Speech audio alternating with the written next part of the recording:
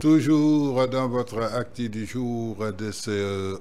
10 novembre 2025 sur VIP People TV suñ fa jógee dañuy dem jëli ji l'activiste républicain Bah Diakhaté di militant Alliance pour la République ginnaaw nag attaque yoo xamante ni attaqué nañ ko daal kii nga xamante ni mooy leaderam di son excellence le président de la République Macky Sall ak li nga xamante ni mooy parti jëmale ko ci menaces yi nga xamante ni moom leader au parti Pastef yëkkati na ko en tant que chef de parti il a parlé politiquement donc il va le répondre en tant qu'un acteur politique ci biir loolu nag Bah Diakhaté def na ay révélations yu doy waar jëmale ko daal ci sortie bi nga xamante ni def na ko nañu déglu ci Bah Diakhaté dellu si di may njëkk tàmbale mooy la xale yi di wax mbay rapport ñëw ci daa ki rapport ak Ousmane bu dul rapport ci biir jacuzzi bu dul rapport mooy say jabar sëy ba yàqu bu dul rapport yooyu nëbb sol capuchon Ousmane si il n'est pas dans des rapports charnels Ousmane est dans des rapports conflictuels et voilà loolu moom yàlla ba ngay wut maanaam awra bu lewut te loo yem Macky Sall nag na nga fas yéene ubbi say nopp parce que nag leer na ci nopp procureur de la république dinaa ci ñëw ci biir su may wax leer na àdduna bi mboole seen ne premier ministre daa jël congé premier ministre Sénégal dafa jël congé dem nekk ci mbiru politique di wax waxu politique donc nous sommes en train de répondre à un homme politique Ousmane Sonko qui a tenu un discours politique qui a traité notre parti politique de parti criminel notre président de voleur dafa toog jiiñ Macky Sall sax jiiñ suñu parti criminel kon ubbi leen seen nopp tey di ngeen dégg bu sooba yàlla parce que ginnaaw ba da ngeen am leader bu réew bu xamadi bu fuuy bu xamul boppam chaque jour mën na leen yéen waa Pastef xam leen ni Macky Sall mii ngeen di jéem a def morom du seen morom waaye ginnaaw ba da ngeen bëgg jël Ousmane Sonko def ko koo xamante ni moom ngeen teg ca kaw ñun Macky Sall dañ ko teg mu tiim Ousmane Sonko kon na ubbi ay noppam kon fenaakoon gi bi nga xam ni moom lu mu yàqule rapport a ko yàqal ak fen te loolu leer na ci bopp askan bi yëpp ne lu mu yàqule lu nekk rek ay rapport charnel moo ko yàqal ay rapport conflictuel xeeb na rapport IGF léegi xeeb na rapport Cour des comptes xeeb na rapport yëpp tey dem na tàpp ci rapport IGE kon tey mbay rapport mu yokk na doosam dem na ca rapport IGE danaa ci ñëw parce que xaw ma ko yóbbu ma ko tinu ma di la gouverneur de de kon fii moom Ousmane Sonko fenati nga benn ñaareel bi mooy au fait c'est-à-dire damay ñëw ak yéen ci li mu wax ci waa FMI FMI dañoo toog biir Sénégal ki toogal FMI ci boppam toog ak Mamadou Moustapha Ba nangu ne dette centrale u Sénégal 60 maanaam ki ngeen a dëggal na ko moo dëggaloon démb Mamadou Moustapha Ba yàlla na yàlla yërëm ko xare ko aljanna moo toogoon démb dëggal ko ne boru état central maanaam état central bu la nee boru état central 76% la donc moom xam na ne dette am na la dette parapublique boo xam ni moom ngay woowee yow dette cachée loolu dama ciy ñëw incha allahu taala ngeen déglu ko baax a baax ñu mën a jàll dem ci leneen incha allahu taala fii moom ku fi fen rek ku fi am kilifa guy neefere rek ñu toll ni ay neefereem incha allahu taala da ngeen am kilifa goo xam ne moom ay neefere ci pénc moo ko neex maanaam neefere ci pénc moo ko neex voilà saa waay nga may ma teg lii gars yi mën koo déglu incha allah.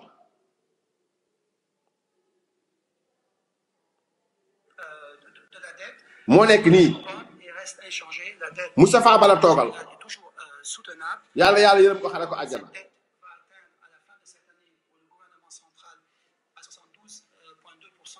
dégg ngeen xaw ma ndax dégg ngeen li mu waxam déet baa ma yónnee ko téléphone bee pour mu gën a leer parce que téléphone bii dafa mel ni lu xaw a lëndëm tuuti lu volume bi leerul bu baax a baax daal voilà baa ma tagal leen ko ngeen déglu njuuma li leen wax démb moo waxoon démb bërki démb si jamono Mamadou Moustapha Ba xaaral ma ñëw tagal leen ko.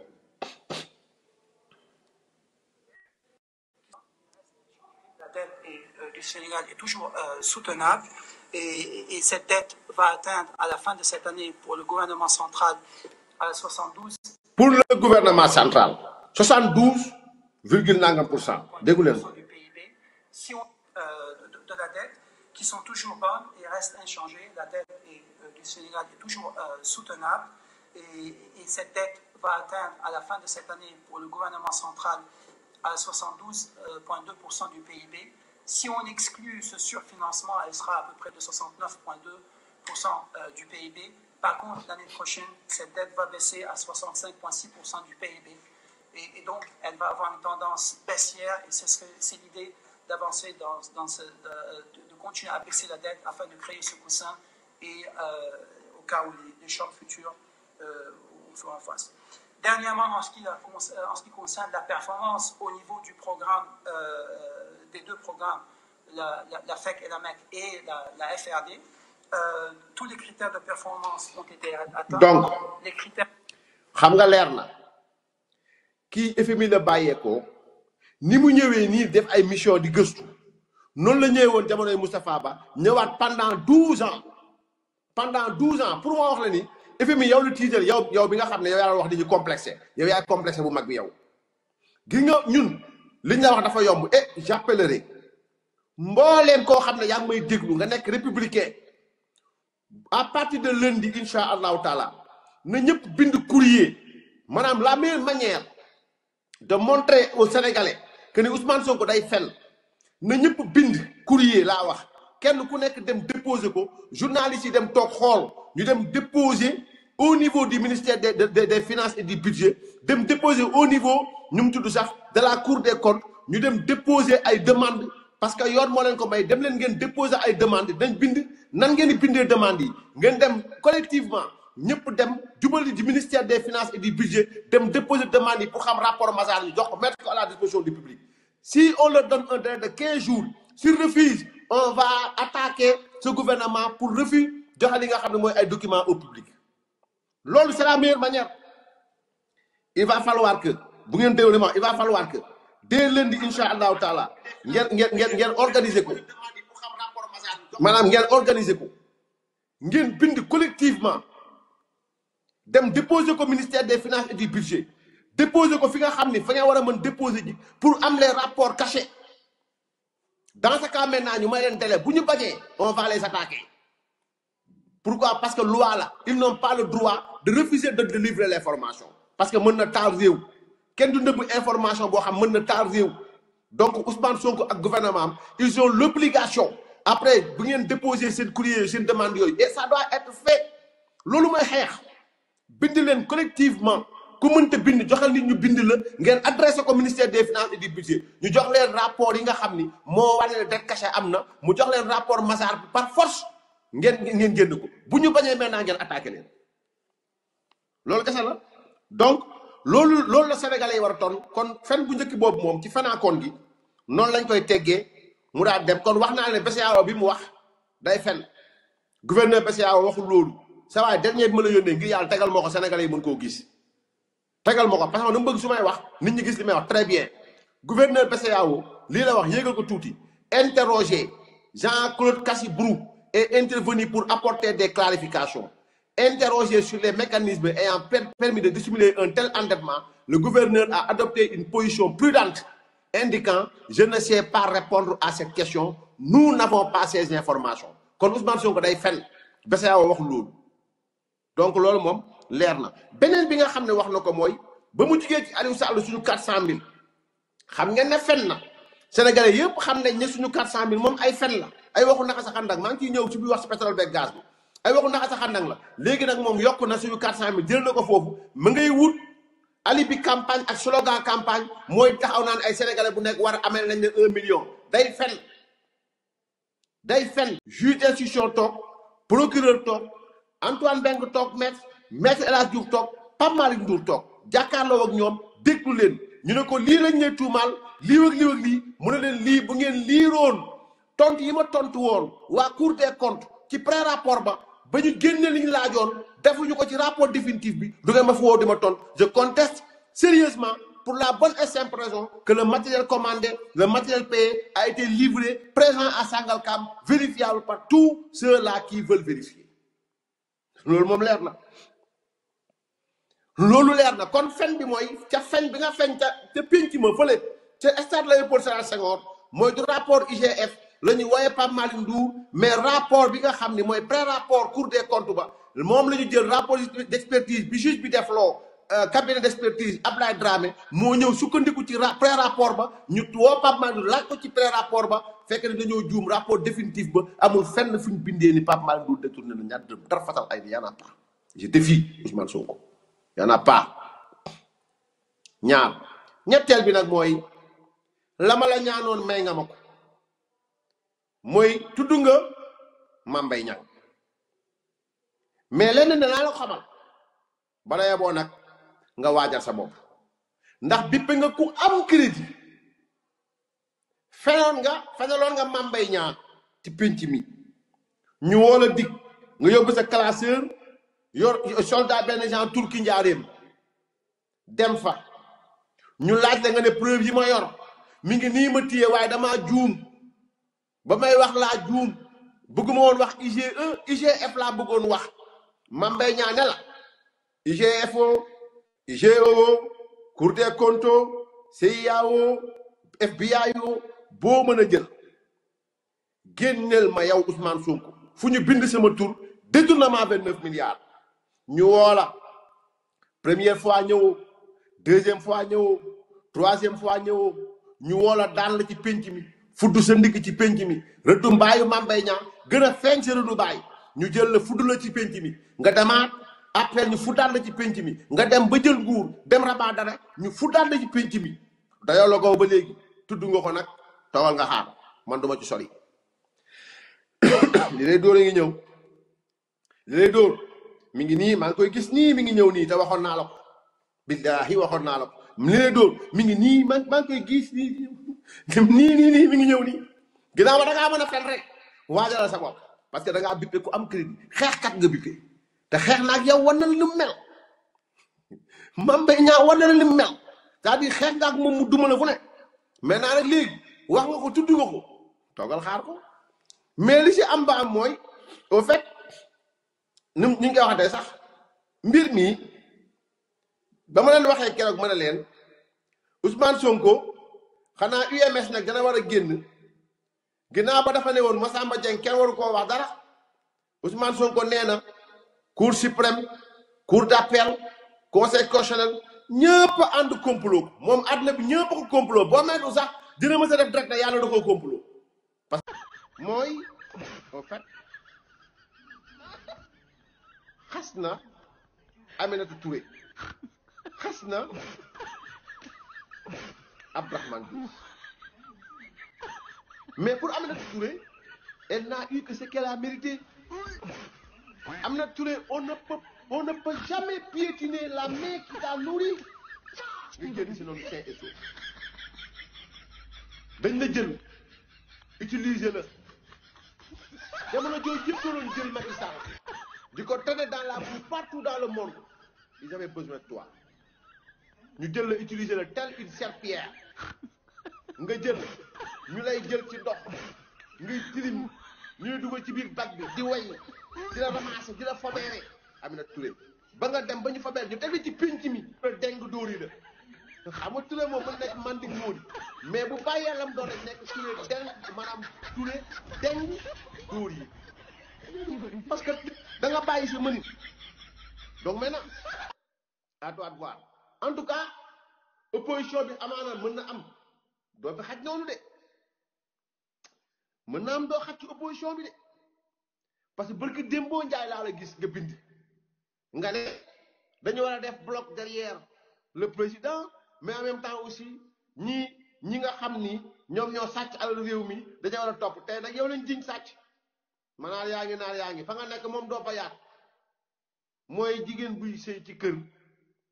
waa kër ga yëpp jiñ def sàcc xaw ma noo ñàkkee jom xaw ma noo ñàkkee rasu mais ëtt ba moom boo fa xaje xoolal sa santu baay waaye it bu fekkee ni bañ lay muur ngay sëyi ah sa baay dala wax nga mbéj baay wéq yaay football tanta xeelu bàjjen yenu say bagage bopp dem toog kër goo xam ne ñëpp la jiñ sàcc buñ la fasee da nga am problème parce que di nga génn kër gi boo demee sa kër baay da nga fa tuuti de boo ñëwee si opposition bi kon di nga fa tuuti lool maa la ko wax kon daal bala yeboo Aminata nga jàpp ni même Diomaye bu la téye ci wetamit ginnaaw ba Diomaye président la boo xam ni moom moo yor kenn ki rapport IGE bu épinglé na ko ci lu ëpp 2 milliards ak quelque te bind naa président de la république wax ko ne ko kii mënatul nekk si ñun parce que mënuñu jàpp ay nit di leen tëj ba pare moo am ñoo xam ne rapport épinglé lañ ñu toog fii yor seen làmmiñ di wax.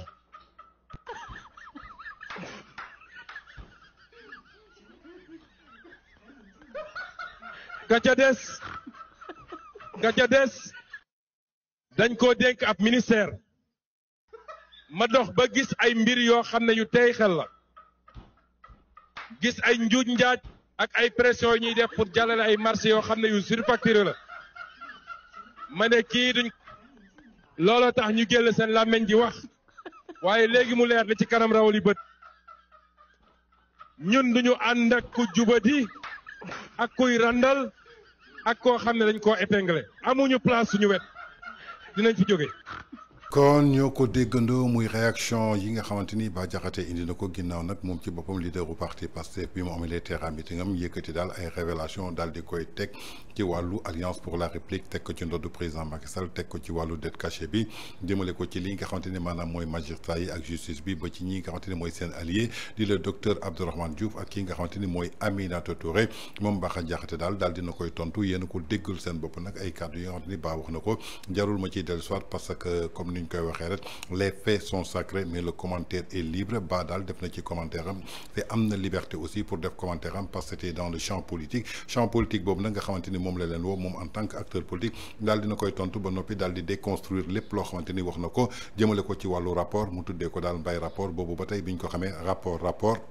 sàcc la rapport caché te rapport bi sénégalais yi mosuñu ci teg seen bët ginnaaw nag attaque bi nga xam daal attaqué na ko kii nga xamante ni maanaam mooy Aminata Touré jëmale ko ci rapport bi nga xamante ni tey jii moo ko épinglé en tout cas Bah Diakhaté défendrul benn yoon kii nga xamante ni mooy Aminata Touré elle n'a que ce qu'elle a mérité parce que fii la àndoon ak président Macky Sall joteeg président Macky Sall ci leen arrêt mu jóg daal di koy attaqué jëmale ko daal ci lii nga xamante ni tey jii ñoom ñu seen boppam ñoo ko ubbiloon seen buntu kon tey suñu ñëwee daal di koy attaqué dina jaaxal ne ni suñu fàttikoo nag publication bi nga xamante ni leaderu parti Pastef moo ko defoon le 3 mai 2023 Pastef les patriotes nee na par ma voix dénonce vigoureusement les menaces et insultes dont est victime madame Aminata Touré moom leaderu parti Pastef bi jiiñ démb Aminata Touré maanaam dafa am rapport 2 milliards ba ko épinglé moom ci boppam ci baatam ci turu Pastef moom moo doon défendre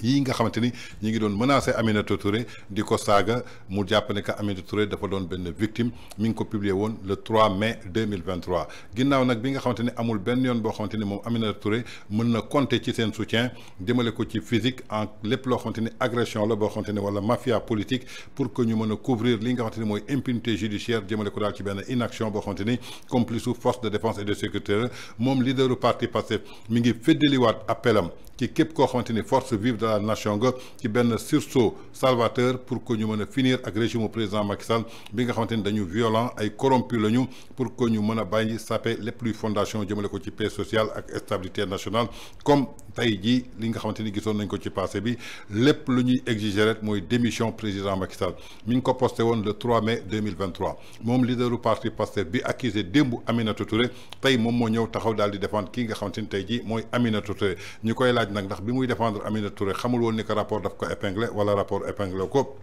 ci biir loolu nag je crois que Aminata Touré am na loo xamante ni mësoon na ko wax ci moom nañu xooli vidéo bi dellu si. moom bu jàppee ne am na loo xam ne lii xëy na du li mu bëgg mu woo doomu jàmbur yi ci mbedd yi leen ayta leen ñu dee ñoo leen yéen ngeen dee bu amee lu mu bëgg nag parce que nag boobu après kenn du ko dégg mais loolu c'est scandaleux li tubaab naan scandaleux loolu kenn mënu ko nangu ndax Sénégal dëkku jàmm la démocratie dafa yomb ay sart la tegu bu élection jotee bu wote waaye moom ni mu ko gisee mooy woo nit ñi voilà génn leen doon ñeenti téeméer xam nga ñaari téeméeri junne yi nii dañuy dox jëm. kon ñoo ko déggandoo ginnaaw nag bi mu ko accusé ci Terra Meeting bi défendroon que le 3 mai 2023 ne Macky Sall daf ko bëgg a jiiñ ñii di ko menacé di ko saaga Aminata Touré damul dara lu ko épinglé tey ji nag Aminata Touré nee na moom su jàppee ni que daal bés bu amee li mu bëgg dara lépp gonga tout cool fine nice mais su amul lu mu bëgg mu commencé la jiiñ sàcc ak nangam xëy na boobu nag dafa amul li mu bëggoon ci Aminata Touré pour que mu saagal ko xasal ko président Macky Sall léegi nag soxlootul Aminata Touré moo tax mu génn daal di confirmer li nga xam daal mooy rapport bi en tout cas lu ci mënti am ba am rek ñoom la ci seen biir Aminata Touré au représentant la auprès du président de la République Bassirou Diomaye Faye mu bokk ci seen régime présidentiel kon donc nañ ko lijjanti ci seen biir